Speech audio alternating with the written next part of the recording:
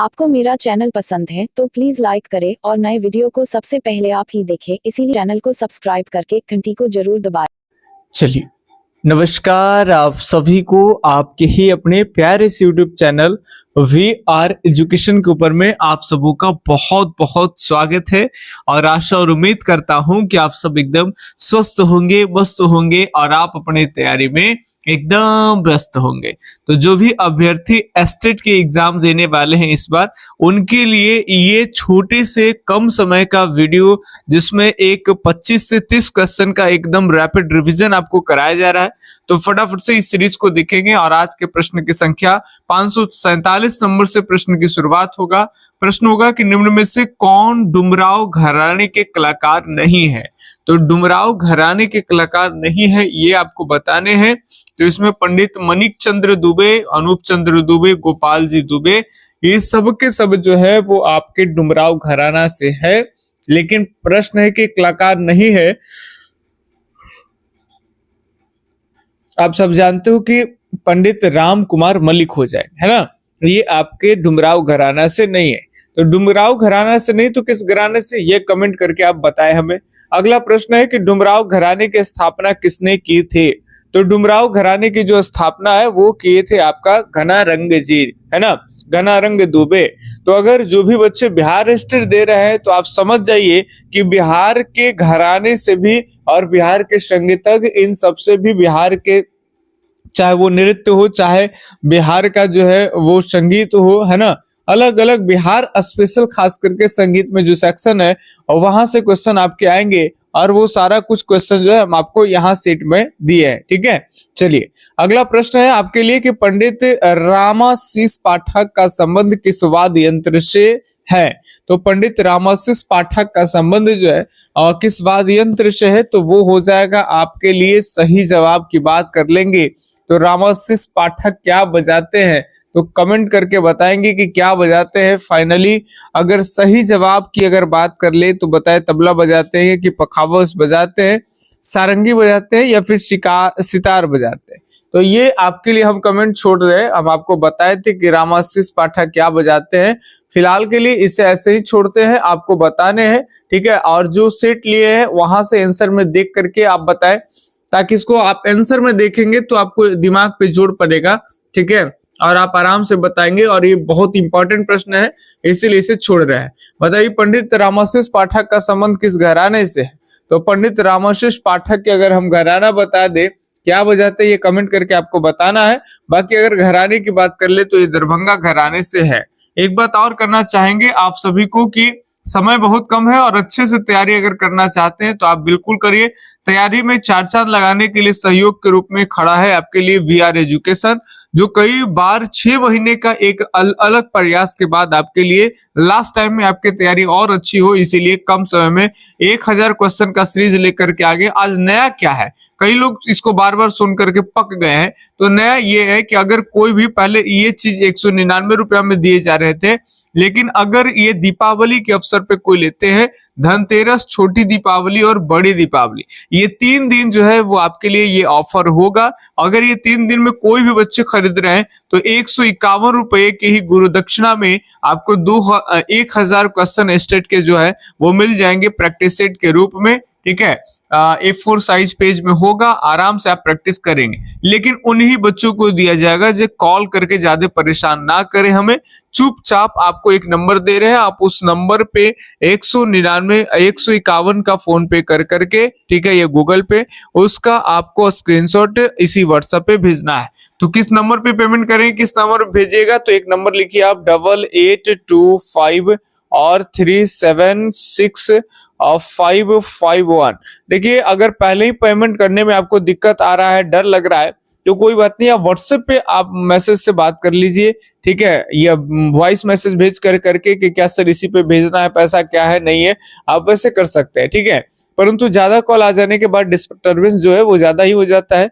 तो 51 रुपया में ही दिए जा रहे हैं, यानी लगभग वो आपको यहाँ 49 रुपीज का जो है वो आपको दीपावली में ऑफ मिल रहा है, ताकि आप पड़ाका के जगह जो है और सेट प्रैक्टिस का धमाका करिए। और सेट प्रैक्टिस जो है ये ज्यादा से ज्यादा करेंगे ताकि आपका जो है वो रिजल्ट फूटेगा, है ना। तो ये एकदम रिजल्ट को फोड़िए। बताइए पंडित सियाराम तिवारी की मृत्यु कब हुई थी? बहुत इंपॉर्टेंट प्रश्न है। सियाराम तिवारी से दरभंगा घराने के कलाकार हैं और इनकी जो मृत्यु हुआ है तो वो 1998 ईस्वी में हुआ है, तो बी ऑप्शन एकदम सही हो जाएगा। अगले सवाल की तरफ देखिए तो अगला सवाल ये है कि पंडित सियाराम तिवारी को भारत सरकार द्वारा पद्म श्री से सम्मानित कब किया गया है? भारत रत्न नहीं है, भारत सरकार के द्वारा पद्म श्री से कब सम्मानित किया गया है? तो अगर हम सियाराम तिवारी के पद्म श्री की बात कर ले तो इन्हें दिया गया 1971 ईस्वी में। बी ऑप्शन सही है। सभी बिहार के प्रसिद्ध कलाकार हैं और बिहार के अगर स्टेट आप दे रहे हैं तो बिहार के घराने के कुछ प्रमुख कलाकार, बिहार का इतिहास है ना, बिहार का संगीत, अलग अलग चीजें जो है वो आपके लिए बहुत खास हो जाती है, जहां से एग्जाम में ढेर सारे प्रश्न बनने की बेहद संभावना ही नहीं बल्कि पूरी विश्वास होती है। निम्न में से कौन पंतोब होगा? यहाँ पंचोब लिखा हुआ है, पंतोब घराना है, ठीक है, तो पंतोब घराने के कलाकार नहीं है। इसमें से पंतोब घराने के कलाकार नहीं है, ये आपको चुनना है। ऑप्शन आपके सामने है श्री रामचंद्र झा, श्री दिनेश्वर झा, राजकुमार झा और श्री आधा झा। तो इसमें आपका हो जाएंगे सीधी आधा झा जो है वो आपके पंतोब घराने के कलाकार नहीं है। अगले सवाल की तरफ बढ़ते हैं तो ये रहा आपके सामने कुछ बेहतर सा सवाल।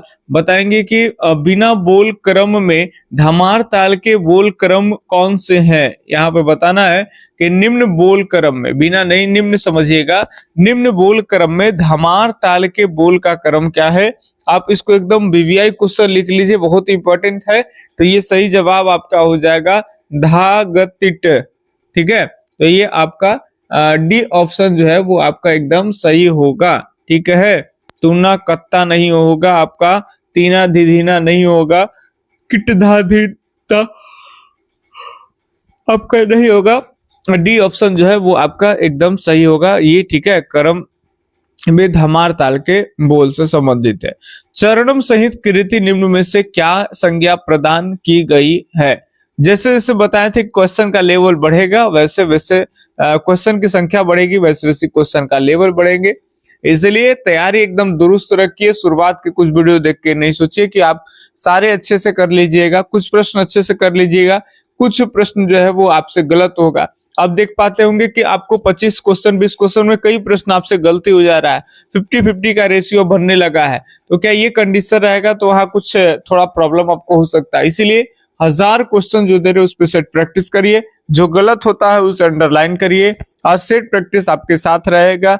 रास्ते में चलते समय भी एग्जाम आप देने निकलिएगा सुबह में तो उसको 1-2 बार आप ट्रेन में, बस में, है ना, ऑटो में, टोटो में, ई रिक्शा में, कहीं भी होंगे आप 1-2 बार देखते रहेंगे, सेंटर के बाहर देखते रहेंगे और उसके बाद जब चीजें यूज हो जाए तो फेंक देंगे, है ना, फेंक देंगे या कहीं भी जहां पे आप फोन वगैरह जमा करेंगे तो वहां कर सकते हैं। एक बात और, बहुत सारे बच्चे घबरा रहे थे सर ऑनलाइन कंप्यूटर पे एग्जाम होगा तो हमारी तैयारी नहीं है।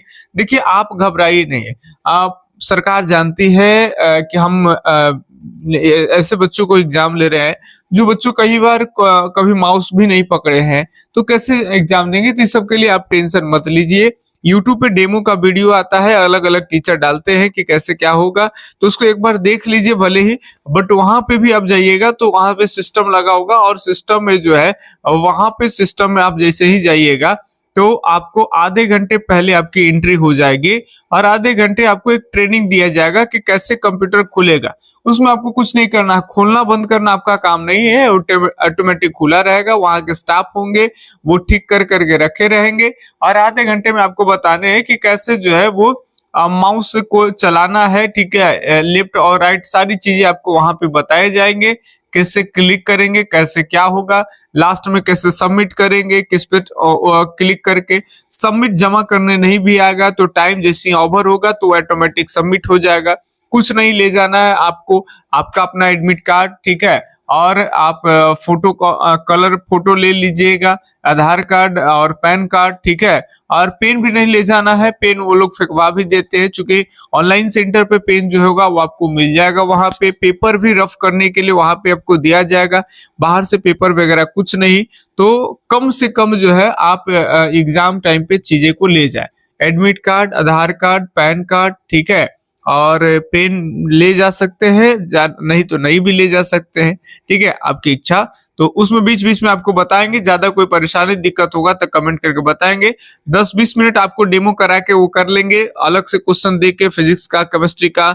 अगर आप म्यूजिक वाले के होंगे तो दूसरे सब्जेक्ट का क्वेश्चन वहां पे आपको दिया जाएगा कि कैसे कैसे इसको क्वेश्चन में टिक करना है, कैसे रेड कैसे होगा, ग्रीन कैसे होगा, क्या है, ठीक है, और कैसे सबमिट हो जाएगा, सारी चीजें आपको बताई जाएगी। तो पहले से कोई हेजिटेशन, घबराहट नहीं, केवल क्वेश्चन का प्रैक्टिस जो है वो दुरुस्त रखिए, तो आप वहां आपको जो चीजें आएंगे उसको आराम आराम से बना पाएंगे। ठीक है, चलिए।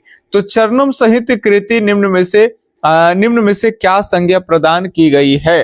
तो चरणम की बात अगर हम कर लेंगे, चरणम सहित कृति, तो ये आपका समष्टि हो जाएगा। ठीक है, तो ए ऑप्शन सही होगा।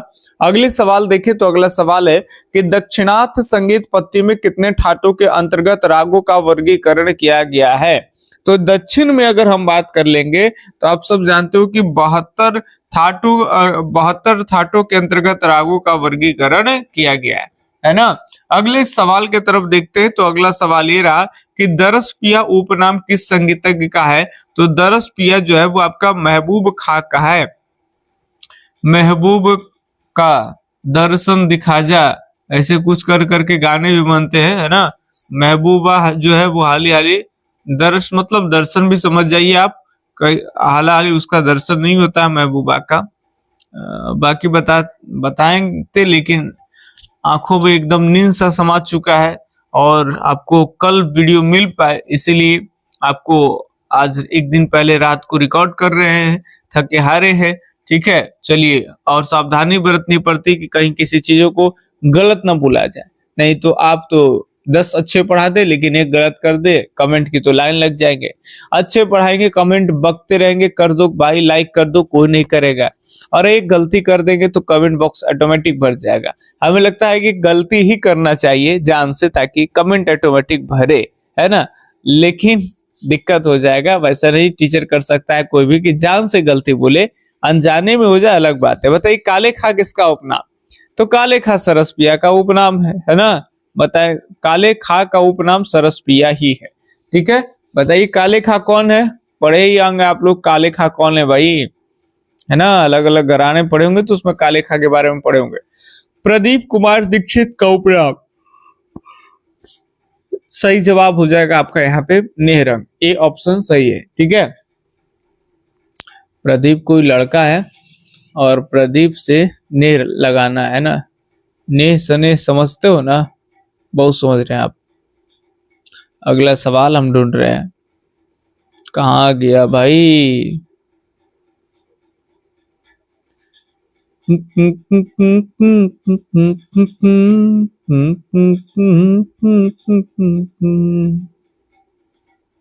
बताइए संगीत में अंश स्वर से क्या तात्पर्य है? अंश स्वर से क्या तात्पर्य है? तो अंश स्वर से जो तात्पर्य है वो है आपका वादी स्वर। ठीक है, अगले सवाल देखिए फटाफट से 5-6 सवाल आओ। डागुर बानी के कलावंत थे, डागुर बानी के जो कलावंत हैं वो है आपके, डागुर कह रहा है तो ये आपके ब्रजचंद्र हो जाएंगे। अगले सवाल देखिए, बहुत इंपॉर्टेंट है डागुर बानी के कलावंत। उत्तरायता क्या है भाई? तो आप सब जानते हो कि उत्तरायता जो है वो एक मूर्छना का नाम है, सी ऑप्शन सही हो जाएगा। अगला सवाल, मध्यम ग्राम का पंचम कौन सी श्रुति पर है? तो मध्यम ग्राम का जो पंचम कौन सी श्रुति पर है? सरज ग्राम का पंचम जो है वो आपका 17वीं श्रुति पे और 16वीं श्रुति पर होता है वो। अब 16वीं श्रुति जो है 16वीं न देकर के 16वीं श्रुति का नाम दिया गया है। तो नाम बताइए, सोचिए क्या हो जाएगा? तो 16वीं संदीपनी हो जाएगा। 16वीं और संदीपनी, 17वीं आपका आलापनी है ना। तो सही जवाब ए ऑप्शन हो जाएगा। अगले सवाल है कि प्रमाण श्रुति की अवधारणा किसने दिया? तो प्रमाण श्रुति की जो अवधारणा है वो सबसे पहले अगर कोई दिए तो वो है आपके भरत। ठीक है, आचार्य भरत नाट्य शास्त्र के लेखक। जातियां कितनी मानी जाती है? तो जातियां जो होते हैं वो आपके कितने मानी जाते हैं? तो जातियां मानी जाती है सर 18, यानी डी ऑप्शन सही है। ठीक है, चलिए अगले सवाल देखिए, एक आध प्रश्न कम से कम। और अगला सवाल ये है कि किस रस को रसराज के नाम से जाना जाता है? बहुत इंपॉर्टेंट प्रश्न। श्रृंगार रस को रसराज के नाम से जाना जाता है। तो ये आपके 20 क्वेश्चन एक कम वीडियो के टाइमिंग में हम कराने का प्रयास किए। सीरीज कैसा लगा कमेंट करके बताएंगे। जो ज्यादा से ज्यादा क्वेश्चन की प्रैक्टिस चाहते हैं, आपके हाथ में क्वेश्चन हो, गलत हुए क्वेश्चन को आप रिवीजन करना चाहते हैं, ठीक है, यूट्यूब की तरफ पढ़ के छोड़ के भूल के फिर दोबारा से वो क्वेश्चन आया फिर आप गलत कर देते हैं, क्योंकि आपके पास रिवीजन के लिए कुछ था ही नहीं, कितने वीडियो देख के और कितने वीडियो आप छोड़ चुके थे, है ना। तो इन सभी से अलग होने के लिए यूट्यूब पे जो इधर उधर जो भटक रहे हैं आजकल के यूथ लोग, एग्जाम भी है फिर भी इधर उधर वीडियो से भटक रहे हैं, उनके लिए बेस्ट चीज है। अब मत सोचिए, दीपावली का पूरा आपको ऑफर का लाभ मिल पा रहा है। इससे पहले अभी तक कभी भी आपको 151 रुपया में 1000 क्वेश्चन का सीरीज नहीं मिला है।